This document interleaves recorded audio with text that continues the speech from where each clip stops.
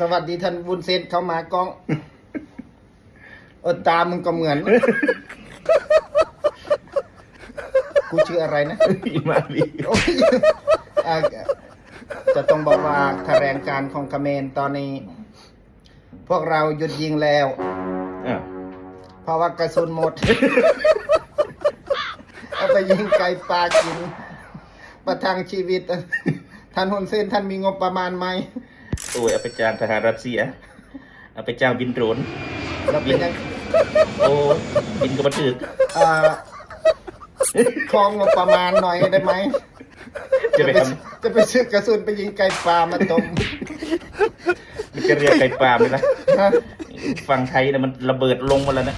มึงนะมันไม่ใช่สำเนียงมึงกูว่ามึงเป็นคนแถวสุพรรณบุรีกูให้มึงไปเขมรนะบักพูด